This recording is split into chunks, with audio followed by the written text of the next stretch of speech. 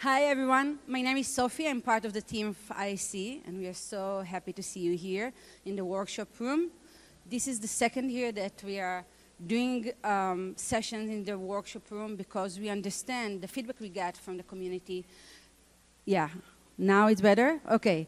The feedback we get from you, from the community, that they want to hear the amazing speakers and panels and everything, but they want to go back home with tools and with the knowledge that they can use it tomorrow in their communities. And this is the reason, since we started the summit, here in the room, the community come here all the day to hear our amazing speakers. And because we have very short session this time, because this is the last session before the plenary, I don't want to talk a lot and to take the time. I want to give to our amazing speaker, Dr. Noam Feinholtz, to do his work. But I want to invite you guys. There is a QR code on the table here with all the resources. If you didn't have a chance, I'm seeing here a few people that visit here before in the other session, but if you didn't visit here before, and this is your first session in the workshop room, we invite you to scan the QR code, to go to our resource center, and to read all the articles, to hear all the podcasts, all the tools that we put there. Part of them the IC create, part of them our speakers create, but take it, use it in your communities, and be in touch with us because we want to support you in your amazing work in your communities and with your challenges. And thank you for being in, and thank you for Noam for being with us and going to lead this session. Come. Toda.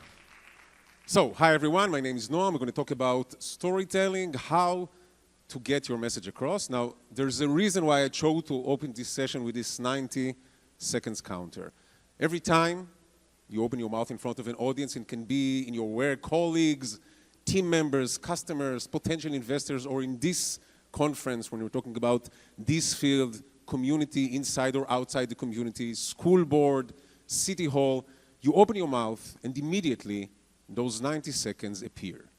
This is the time of grace, of patience, when the audience still listens for real.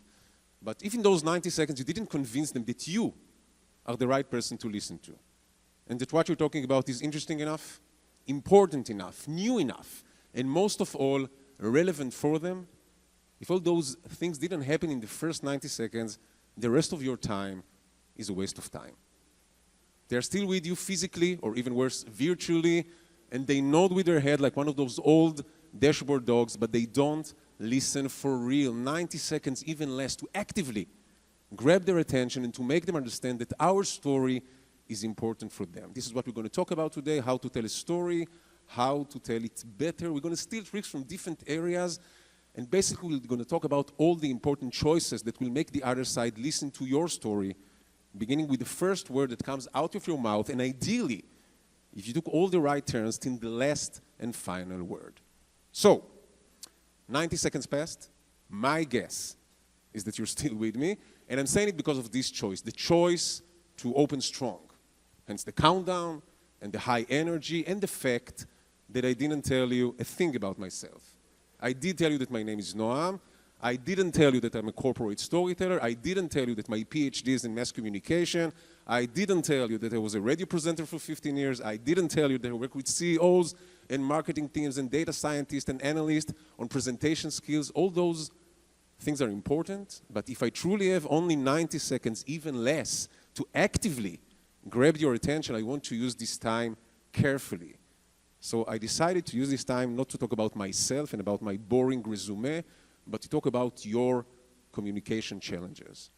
And today we're going to talk about all the important choices that we make, how to open strong, how to profile the audience and connect the story to their point of view, how to define what is my communicational goal at the beginning of the interaction, imagining the end game, and how to tell stories which are not stories of information, but stories of transformation, pain, process, and impact. So a lot of practical tools, and let's start with opening strong. I want to show you one of the best opening sentences that I know. This is Chef Jamie Oliver, the Naked Chef, a few years ago in his TED Talk.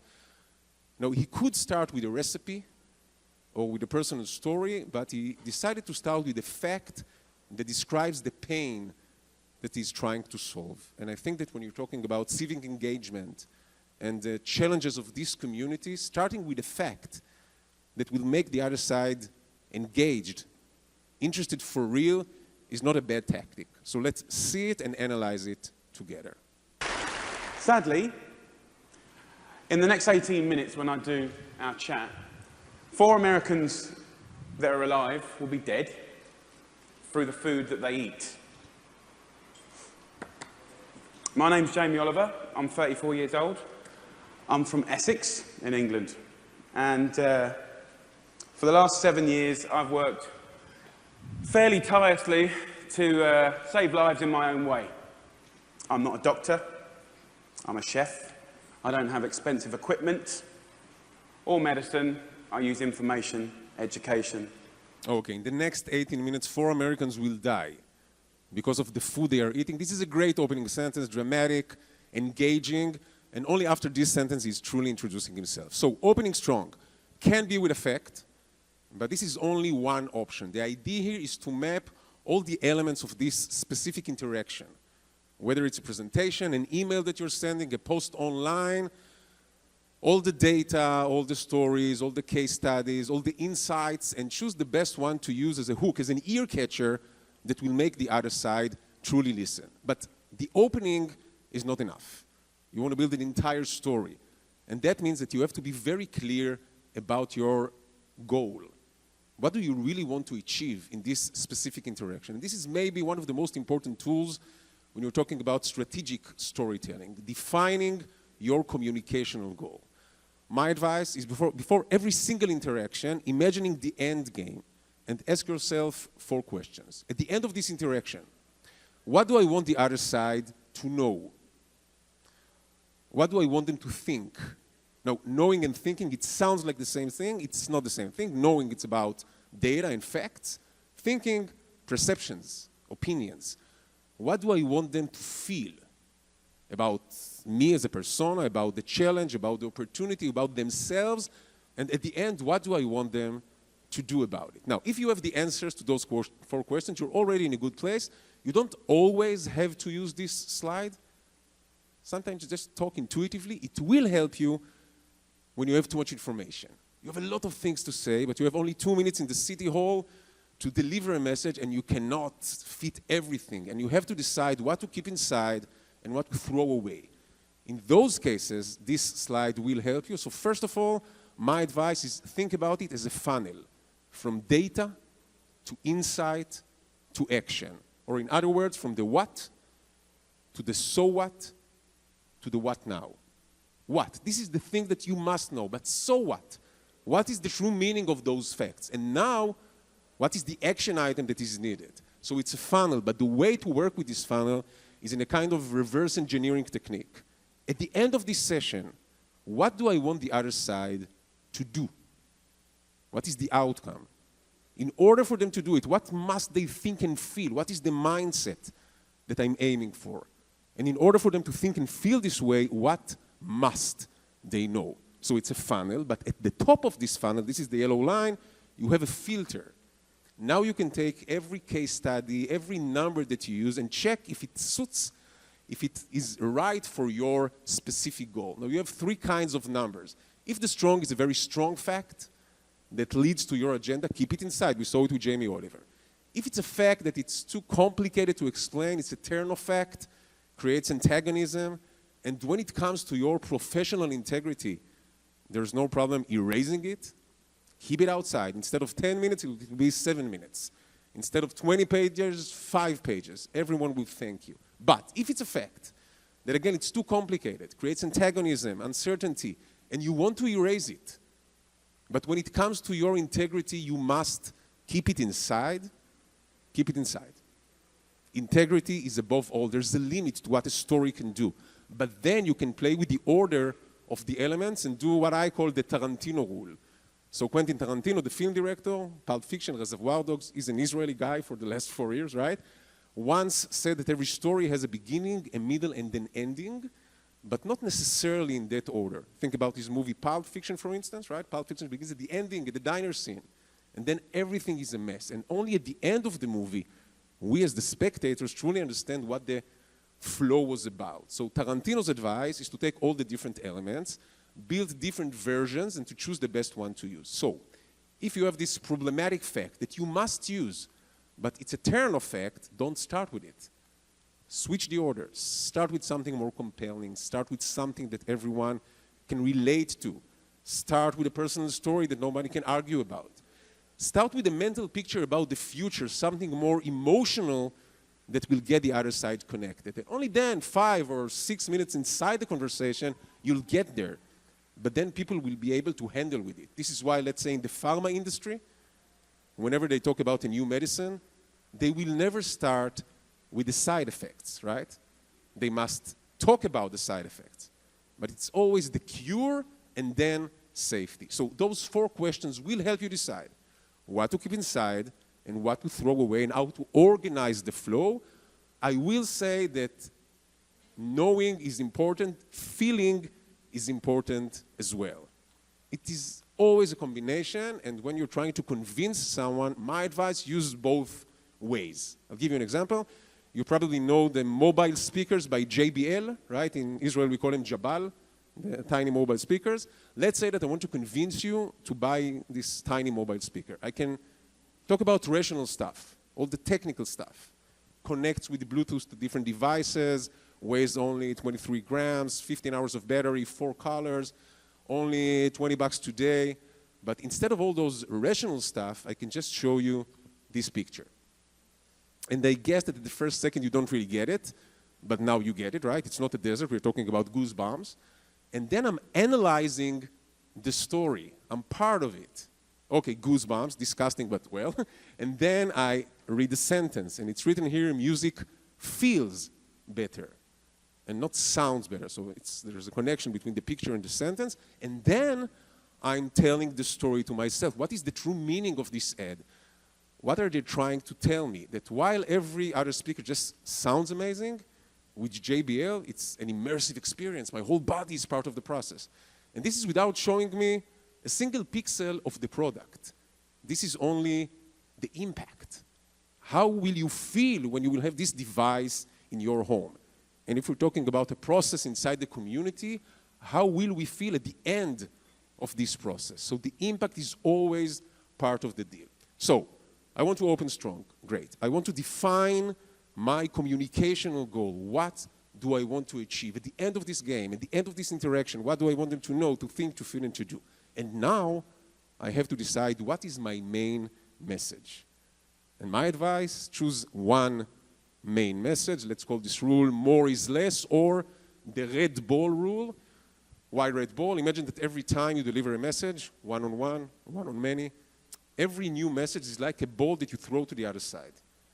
So let's say that the main message, the one and most important thing that you want them to know is the red ball. And then you say to yourself, okay, I know so much about this subject, so why just one message? Why not adding another layer, another aspect, another case study, another story, so another ball is in the air?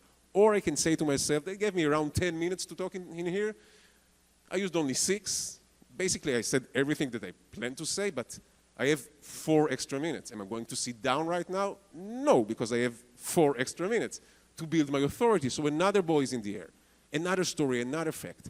Most of us tend to do this. We deliver too many messages per interaction. The motive is great. We control every tiny aspect of the story. We are passionate about it. It's a kind of a risk management technique. If this fact won't convince them, maybe this one will, or this one will.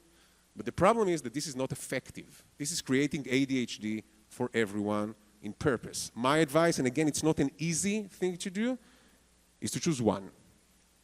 One organizing idea per interaction. Why just one and not 2 or 5? Because when you deliver one message, you control what the other side will remember 2 hours after the session.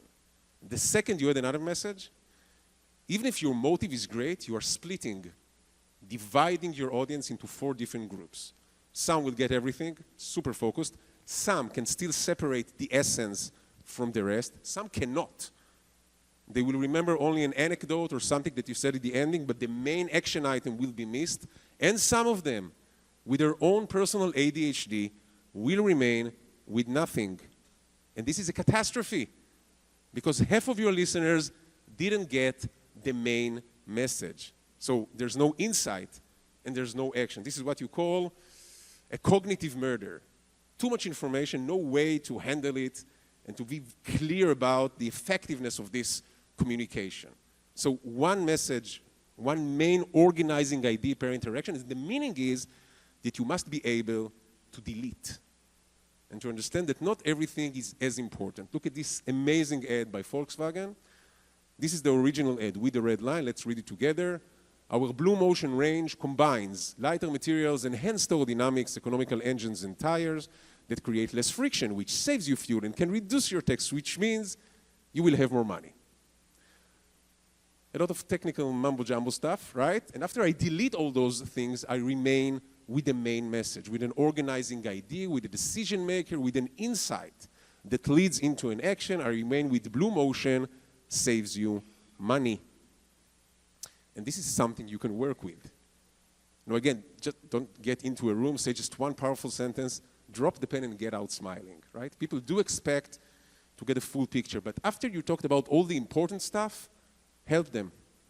And say, if there's one thing I want you to take from here, take a pause and decide for them what they're going to think about 2 hours later.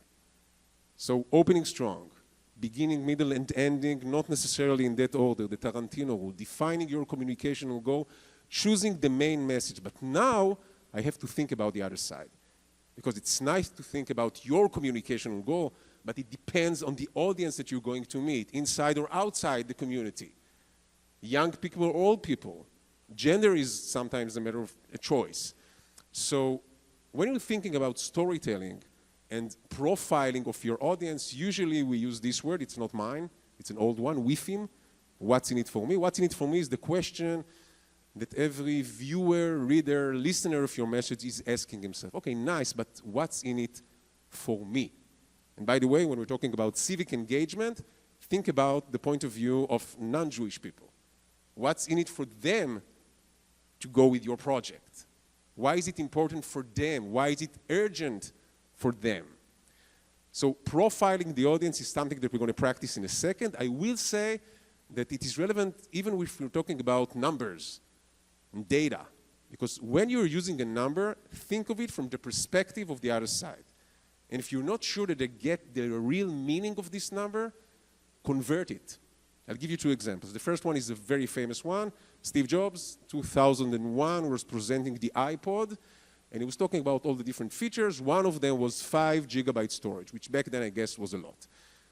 But Steve Jobs knew that in 2001, most of the audience didn't really know what a gigabyte is. Now, today my mother knows what a gigabyte is, but back then, no. So he said 5 gigabyte once, and then he converted it to 1,000 songs in your pocket, which is the same, because 1,000 MP3 files is like 5 gigabyte.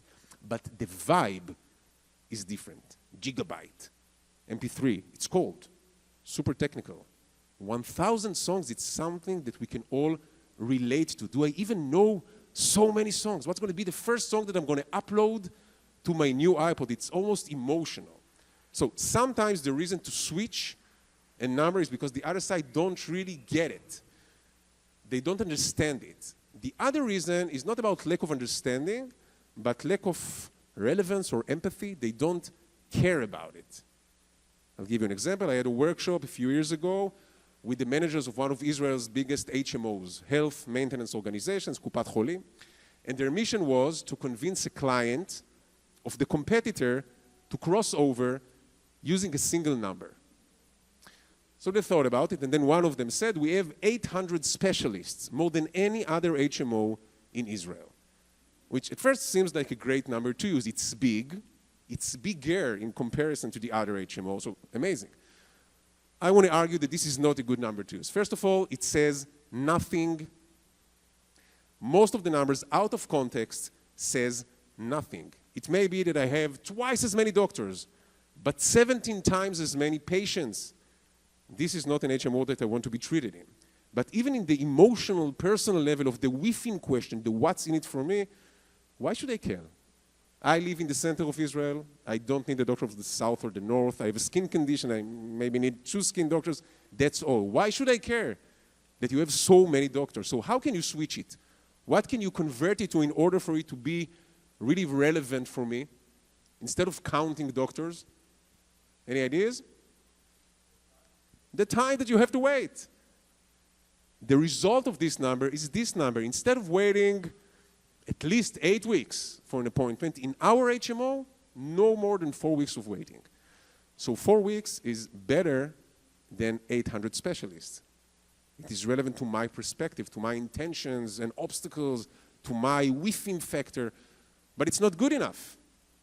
Because 4 weeks out of context, if I'm not sure about the 8 weeks, still sounds a lot of time to wait if I'm suffering from pain. What is the real number that hides here? There's another number here. Half the time, thank you. In our HMO, you will wait half the time for an appointment. I can promise you it because we have 800 specialists. So all the numbers here are true, and they all describe the same objective reality. But one of them is just too big. The second one is a great number to use, but it assumes that I have the ability to analyze it and to contextualize it while listening to it. And the last number, half the time, is like Blue Motion saves you money. It's an insight that leads into an action. So you can play with numbers, but again, we're talking about within and connecting to the point of view of the other side, and soon we'll connect it to your communication challenges. But a second before doing that, let's go to a different world, and let's sell a product together. This is the product that we're going to sell. It's called the Foodle. It's a combination between foo and noodle. Basically, it's a stupid gadget. It's a fan that connects to your chopsticks or your fork, and it blows in your next bite. Okay, so you're eating your spaghetti, and the next bite is cooled already. Perfect for young kids. Now, let's say that I want to sell it to parents of young kids. So I have a lot of technical things that I can talk about, right? So 3 degrees of cooling, costs only $4. It attaches to the chopsticks and the spoons and the forks. It is safe for children to use. It was developed in Israel, but manufactured in China. It can be washed in a dishwasher. Rechargeable batteries can be used. And it weighs only 80 grams, 60 for the fan, and 20 for the battery. Too much information? Less is more is less, cognitive murder? Okay. So first of all, let's do the Volkswagen trick. Choose something from here that you want to keep inside. What do you want to keep inside? Safe for children to use. Great. What else? Dishwasher, of course. And I'm not sure what is more important, right? But dishwasher and safe for children to use. What can you erase? Okay, let's talk about the weight. I think that the weight is important. Because if this is the Foodle and it's too heavy for kids to use, it's not relevant anymore. But this is the worst way to present it.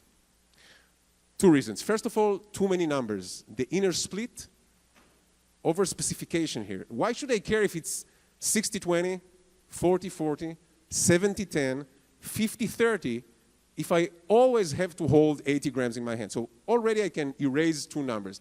But even the 80 grams doesn't say a thing. Is it a lot? So sometimes when we're using data, instead of converting the data, as we saw, to different numbers, we can just use adjectives. It is light, or comparison, it weighs like something else, okay? Okay, so I can use some of the facts, erase others, but there's something that's in common to all those facts, is the fact that I don't care about any of this if I don't really understand what's in it for me. What is the unmet need? What is the pain that this product solves? Why should I care that I can wash it in a dishwasher if I'm not imagining any situation in which I'm giving it to my child? So, this is the question. When we're talking about innovation and products and solutions inside the community, we have a pain and a product. In here, it may be a pain and a process, a pain and a project, but pain and product. This is the product. What kind of pains can this product solve? Any ideas? Yeah? The fear of getting burned, right? Amazing. So let's say that I want to convince parents to buy it because they have this fear. How can I establish a pain? And this is very important in your field as well, because sometimes you can talk about a problem inside your community or, by the way, inside your business. And the other side just don't really get it. They don't relate to it. They live in a kind of a false consciousness that everything is okay in this la-la land. And you have to make them understand that this is a real pain. How can you make a pain painful using a story in order for the other side to truly want to do something about it? So there are two ways. The first way is using data. 30 kids a week are getting burned because of noodles, okay? The second way is using moments, or what I call Ilana Dayan. Ilana Dayan is a journalist in Israel, and if you ever saw an interview of her, there's always the second when she's telling to the other side, Kach oti larega. Take me to the moment in which you understand that you don't understand a thing, right? Take me to the moment when you decided to change your entire life. So let's say that we want to talk about the fear of getting burned. What kind of moment can I describe? Dinner, right? My kid is excited, he's eating the noodles, and then he starts crying, and the dinner is ruined, and maybe 2 hours later he's still crying, and he's not eating anything. This was not my fantasy when I was making spaghetti tonight. But the fear of getting burnt is only one pain. Any other ideas? Any other entrance doors to this story? Not about pain. Independence. Mom, can you blow on my food? Ima fu, Abba fu, right? Not with a foodle.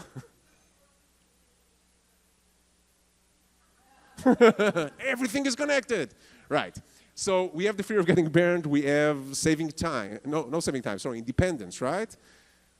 When was the last time that you ate your soup hot? Like as a mother or a father. Great. So independence, the fear of getting burned. I was saying something about time, right? It saves time. Let's see your storytelling instincts. Because when you want to describe a pain, you want to choose the best moment to describe it with. So if we want to talk about saving time, at least in Israel, we don't eat hot stuff in the morning. But what would you choose, lunch or dinner as parents? Dinner, right? Now let's explain why this is the right choice. When we're talking about lunch, even if it takes them hours to eat, it is delaying their screen time. At the evening, it's delaying my screen time.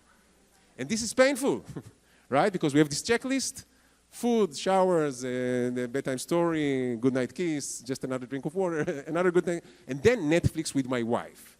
But if I'm serving them dinner and just waiting for hours, no Netflix for me. So the fear of getting burned and independence and time, what else? Happiness, fun, experience, gimmick, right? I want to convince my kid to eat something healthy. There's no way doing it, but with a foodle. This is a gamification of a different experience, right? And there's another last thing. When I'm blowing on my kid's food, what else is happening there? All the germs. So if we're talking about COVID, for instance, not with this device. So we have at least 4, 5 different entrance doors, different reasons to use this product. Now, the most important thing about this slide is the picture. Because all the doors lead to the same room. It's the same product, but different reasons. Why is it important when you're telling your story? Not about the product, but about the project, about a process, about a solution inside the community or inside your daily business. Why is it important to think not just about one reason, but at least to try and think about different reasons, different outcomes, or different pain points? So first, we have different stakeholders. The easiest way is to explain it in the business world. When I'm trying to convince a company to do something with me, I will tell a different story to the CEO, a slightly different story to the CTO, a totally different story to the CFO, CMO, CPO, CBO, CCO, CRO, CIO. True titles, right? Because every middle letter is a totally different perspective. Different jargon, different understanding of the problem, different interest. So ideally, although they're sitting next to each other, if I have the opportunity, everyone will get a little tweak of the story. This is one reason to play with different versions. The second reason is mainly about one-on-one interactions. I'm trying to convince someone, and I chose my tactic. Let's say I'm going to use the fear of getting burned entrance door. And the story is there, and the entire pitch is there. 30 kids are getting burned a week. I'm describing the moment. But I see in his reactions, or lack of reactions, that I'm not aiming to the right place. It may be that he doesn't really understand that this is the true pain. He burned his tongue. Okay, so we will drink a cup of water. I will blow in his mouth. Okay? Why do I need a new technology? Now, if this is the mindset of the other side, the door is closed. All the technical stuff about the cost and 3 degrees of cooling and dishwasher, it is not relevant because they feel no necessity, no true need. There's no unmet need here, okay? Another option is that they do relate with the pain, but again, they in this kind of false consciousness that they already have a solution. I'm taking the hot food from the stove directly to the refrigerator, from the refrigerator to the table, that's it. Saves time, no burns. And again, no need for a new technology. Now, if I thought only about one entrance door, one reason, just the fear of getting burned, I'm stuck. I have nothing to do with it. But if I thought about different angles, I can pivot the story while telling it. Okay, we talked about the fear of getting burned, but above all, it's a great experience. It's fun. It's funny. The kids eat, they eat healthy stuff, they eat alone. And suddenly, when I say the word alone, something happens. Alone. And I understand that this is not the pain point. This is not the pain point. This is the pain point. And I'm asking another question. When was the last time that you ate your right soup hot? And do you still blow on your kids' food? They're 18 already. And then I'm approaching this solution from this angle. Another reason, and I think this is relevant to your world, think about, there's a discussion in the city hall, and 20 people want to talk. And each of them has 2 minutes to convey a message. And you are number 10 in the row. And then number 3 and 5 said something similar to the thing that you were planning a week ago. And the reactions were not that good. So you can say your pitch, but it is not relevant anymore. While number 5 is speaking, you have the time, number 6, 7, 8, and 9, to pivot your story and to think about a different angle. The end game is the same end game. You want the other side. You remember what, so what, and what now. The what now is the same. You want them to do the same thing. You are scaring me. You want them to do the same thing, but you have to find a different angle. So storytelling is all about the choices. You have no one way to tell a story, but I think that ideally we want to tell a story which is not only a story of information, but a story of transformation. And this is a tool that I want us to play with. It's called the bridge model. Now here you can see it's a pain, a product, and an impact. But at the middle it can be process, project, pitron, solution, anything with P will work, okay? Imagine a bridge across a river. On the right side you have the pain. Think about those 2 minutes in the city hall. When you describe the pain, first of all, whose pain is it?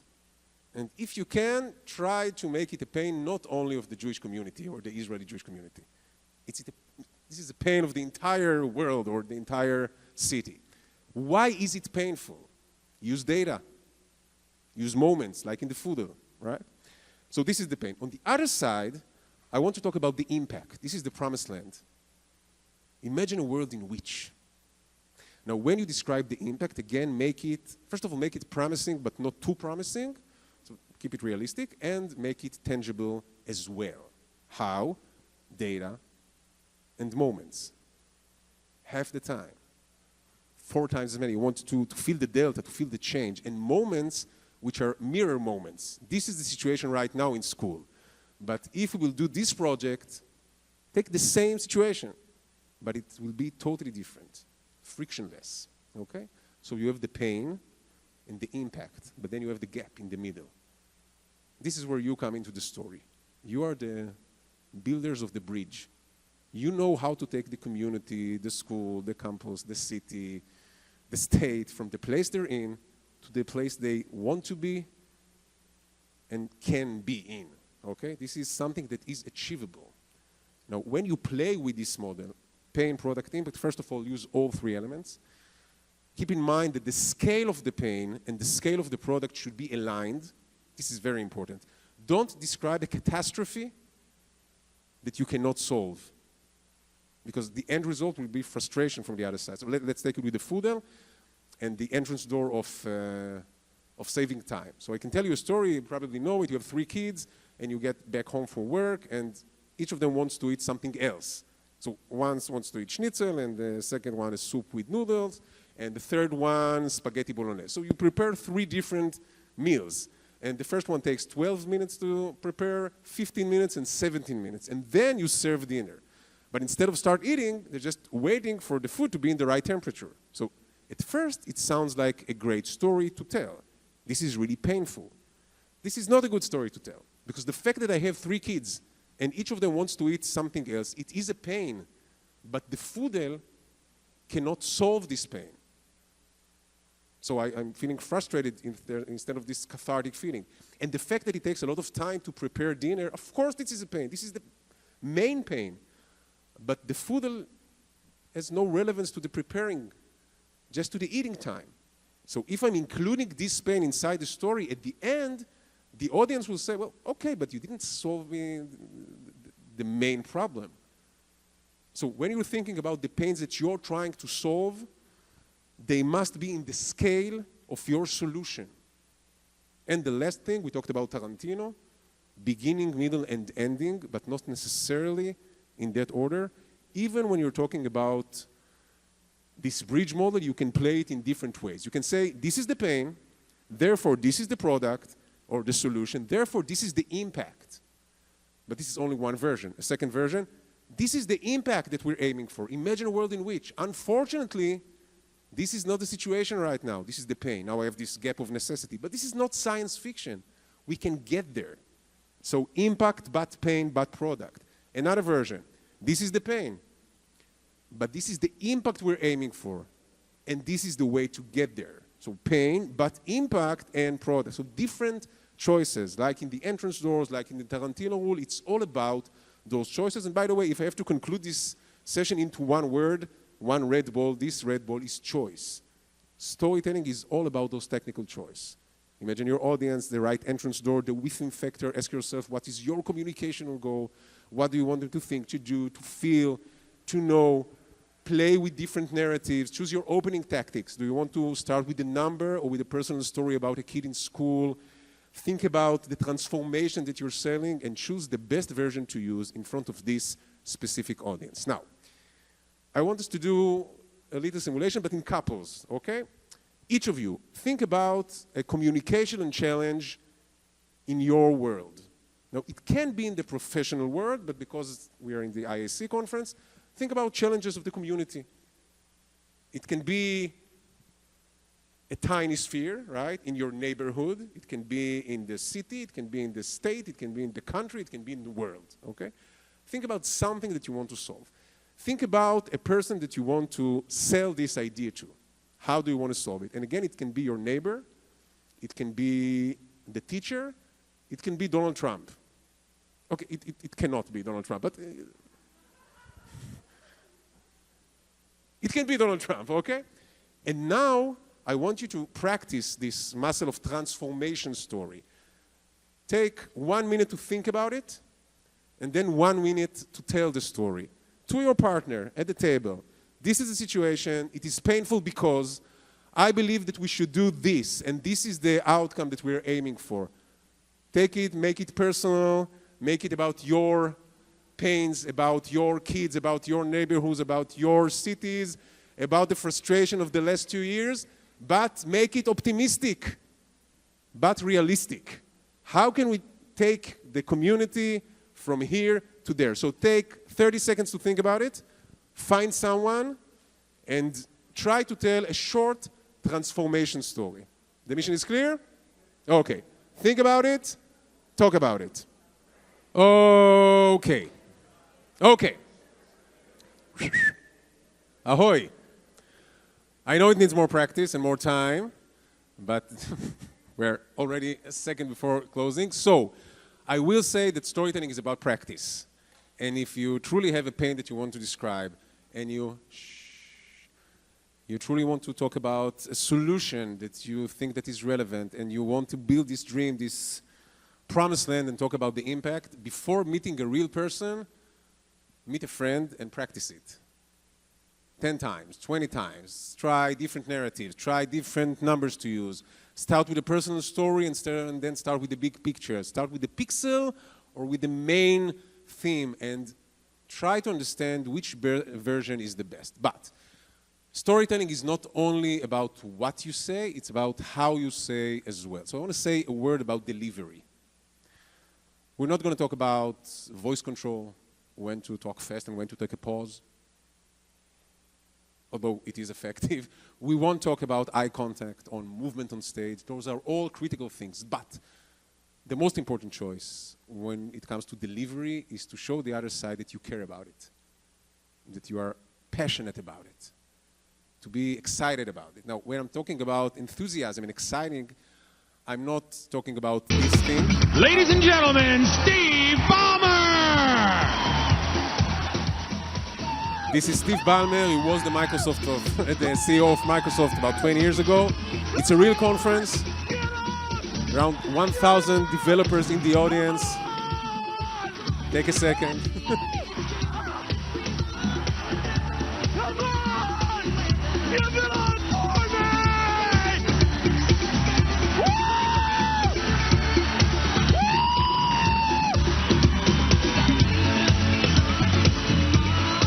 Come on!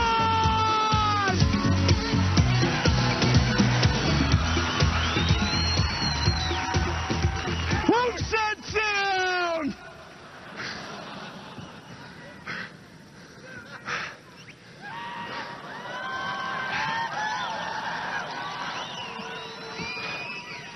I have 4 words for you.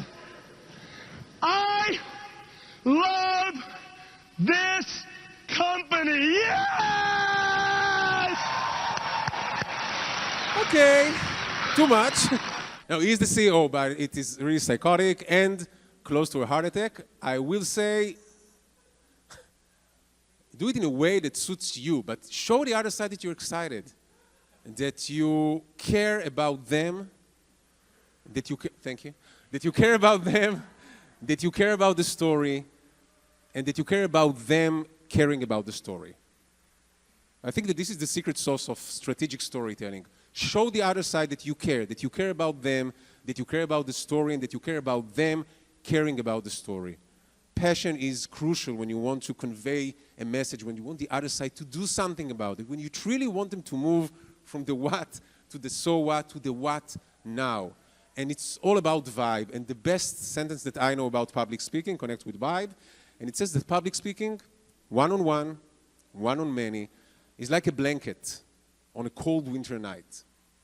I will explain. Imagine a cold winter night, 11:30, you turn off your TV, you get into your bedroom under your blanket. Who warms up who first? Do you warm up the blanket or does the blanket warm you up? We do it first, right? The blanket is cold, vindictive. It's not a friend. We get out of the shower with our body warmth, get under the blanket. For the first 4 minutes, we do all the hard work. And then the magic of circulation. And it's the same with public speaking, one-on-one, one-on-many. If you show the other side that you care, that you're excited about the opportunity to understand something, to learn from each other, to do business together, to solve a real problem, there's a chance that 1 minute inside the conversation, 2 minutes, 45 minutes, you will get it back. Every presentation is an interaction. It's always about interactivity and both ways inside the equation. You have a question, yeah? Humor is an amazing thing. Most of us cannot do it right. It's very dangerous. If you are extremely funny, use it. It's a powerful tool to make the other side listen, and the defenses are down, but there are many people, including someone that I know personal from my family, which thinks that he's very funny. But, okay. So it's an amazing tool if you can really use it, and if it's suited to the situation. So storytelling, it's all about the choices. This is the red ball, and I want you to think about it as a key. If you turn your story right, doors will open. And this is something that we are all trying to achieve. So this is just the tip of the iceberg. In this thing in here, you can scan it, and you have a summary of everything that we talked about, all the tools PDF, 3 pages with everything and extra tools, okay? So make it practical. I really want it to do something in the world. I will say, this is only for the Hebrew speakers here. If you like podcasts, עושים איזה סיפור, פרויקט הגנים וסיפורי, 2 podcasts on your Spotify, Apple podcast, Google podcast. The book is in Hebrew, of course. So in Israel, you can buy a hard copy, but in here, it's in Ivrit and in Stimatsky in a digital version as well. But from now on, and this is the most important thing, it's your stories, your choices. Thank you for listening and good luck. Have a great day. Thank you. Donald Trump is not coming. Have a great day. Thank you.